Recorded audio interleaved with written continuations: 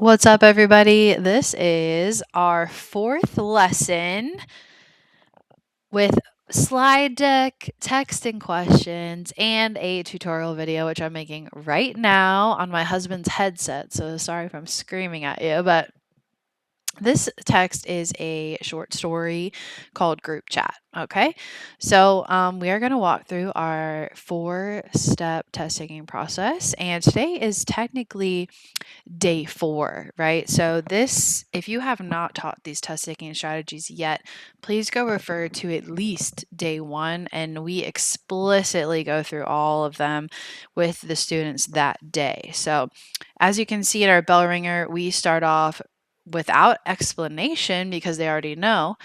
Do step 1. So step 1 is make a connection to the title.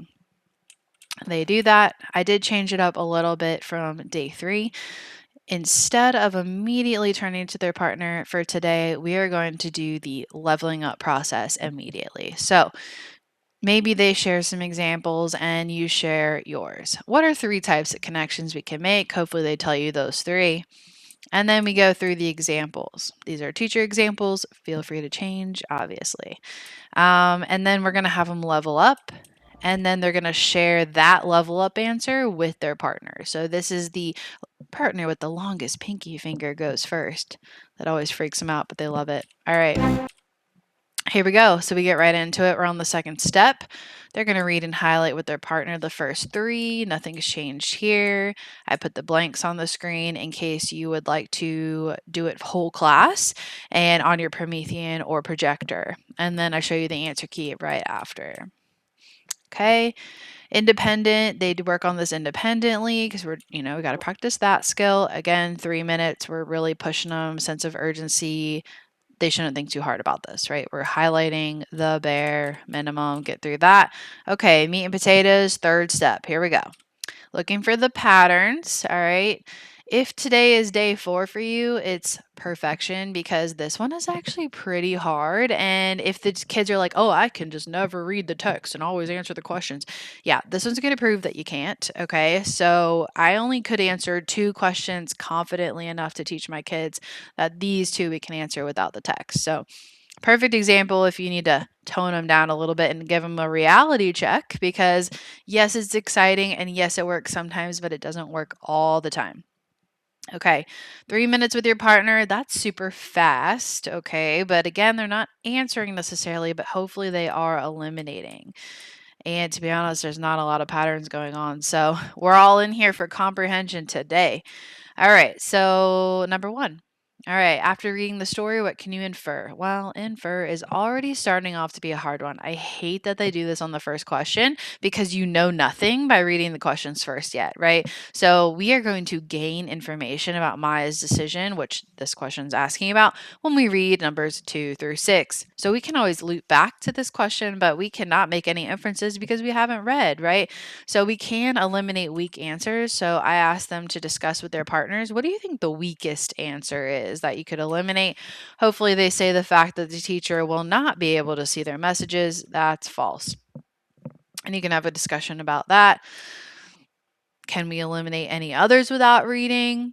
Discussed 2. So the answer is no, we can't. But I do want them to start having conversation about which 2 would they lean towards, right? So half of this battle is them trusting in themselves to pick out like the actual evidence in the question and the answer option. So I just want to give them some time to try to, make an educated guess. I'm not giving them the answer or my thoughts on it, but just hearing them out basically. So have them talk for a minute and then come back and say, okay, Sharon star, we'll get back later. All right, number 2. Again, positive, negative didn't do much for me because I don't know what the repercussions are of this girl making her difficult decisions, okay, or difficult choices. But I do see that there's neutrals, positive and negative. So it's like an array of answers. Teacher to teacher, usually if you're making difficult choices, obviously it's going to go one way or the other, right? Positive, negative. So the neutral answers to me, I would eliminate. But again, that is a very high level way to think. And so we don't tell them that. But that is something some students will come to that conclusion. So I wanted to tell you that. But have them discuss with a partner which one do you think are the weakest. Okay, and they naturally will say the neutral ones. Okay, so that's the goal. Both say nothing really about how making difficult choices is. It's examples of choices that could be made, but not what could lead to them. All right, so A and B are like cause and effect, which is why they're stronger, which is exactly what I was looking at when I saw that. I'm like, well, these two are neutral, those are out. So we just got them there. All right. The question is, I break it down for them. Does it have a positive or negative suggestion towards this difficult choice? We don't know. We're going to have to star it and move past it. All right. 3, how does this girl change over the course of a story? Okay, again, what's the weakest answer? This one, she learns that studying is unnecessary. Okay, using the title, right? We're going to use the title with them, the group chat. Clearly, and we know already that she sent something. That's all we know from question 1, right? What does it infer about her after sending this? So we know it's about those things. So C is lame because she learns the studying is unnecessary. Like, that's nowhere near as strong as the other answers. Okay, so we're going to eliminate that. With that same mindset of using the title, we can also eliminate another one that's absolutely irrelevant to the situation. And hopefully they say B, that she begins to doubt her ability to succeed in school, because the group chat and them asking her for answers is irrelevant, or it doesn't connect to her ability to succeed. All right, those are just two ideas that don't connect. Now, A, she could become more confident and more responsible because of this choice to not send it or send it. And then in the end, she could decide not to help her friend. So, like, A and D are still relevant. All right, so we'll star it and move on. By this time, they're probably moaning and groaning that they haven't gotten an answer yet. So we love that. Independent time, they should be able to get answers in this one. You can tell them that. All right, so number 4. All right, so it gives us a quote. A small but uncomfortable decision just had landed in Maya's hands. Okay, A, crazy answer, is holding her phone carefully. Okay, hopefully they all laugh at that. Feels responsible, wants to give a decision to someone else, is confused what her friends want. All right, so there is 3 negatives here, and then the weird one is a neutral. So hopefully they get rid of that, because what's the weakest answer? A.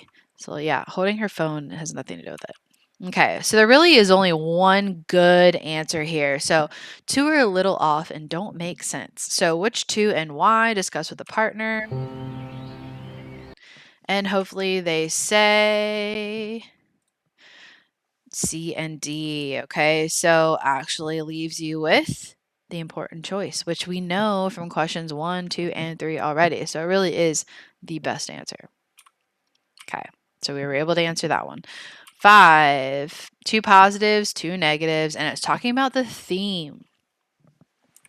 All right, do we know the theme of the story by looking at previous answers? No, but we do know, okay, let's look, but what do we know? That's what I want them to know. I want them to use the questions from the I want them to use previous questions to help answer, or at least eliminate some answer options here. Okay, so I bring up question 4 and 2. So let's look at 4. All right, we do know, because this is an answer we actually got, we do know that she feels responsible for making an important choice. Okay. And number 2, we don't know if it's going to be a negative A answer or B positive answer. Okay, so I just want them to see that let's use our previous questions. But because we couldn't answer that, we're back to this, right? We have 2 positives and 2 negatives. So we really don't know which way to lean. But there is 2 positives and 2, I already said that. Which one seems like the weakest answer? Okay, so have them look at that. Hopefully they say C, which has Jordan in it, because if Jordan was a part of this theme, right, this lesson of the whole story, Jordan would have been brought up in any question before number 5. Like, we're 5 questions in at this point. So that's out. And then star it. All right. So, from which point of view is the story told? I hate these questions, but they are pretty easy to eliminate just by skimming. Okay. So, this is going to be a new skill because we're kind of going to look at the text. So, they'll be like, what? There's all neutrals, it's factual.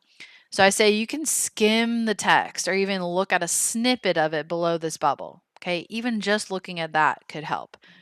Which two are we going to eliminate? We're going to eliminate the first person and the second person.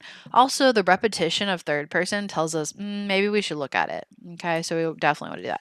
So discuss with your partner, what are we looking for between B and C? Like if it's B, I'm looking for this. If it's C, I'm looking for this. So that's a discussion about what's the difference between third person. All right, and then once I talk about it, share it out. B means that we're going to get Maya's thoughts and feelings, and then C means we get everyone's equally or like none at all. All right, so let's take a look at the text. Skim it really quickly, like literally as a teacher, just count for 10 seconds and say, okay, which one is it? And hopefully they say B, and that gave you a little snippet on the screen. She's thinking, we're getting her feeling, she's knowing. B's the right answer. Okay, so they answered 2 like that. They need to answer these 4 on their own: reading, eliminating, and justifying. So proving to you that they know the answer and why, whether that's a quote from the text, whether that's them eliminating answers and showing proof of that, but that's the goal on number 4. All right, let us know over here at MindBridge if you used lesson number 4. Hope you guys have a great test taking season.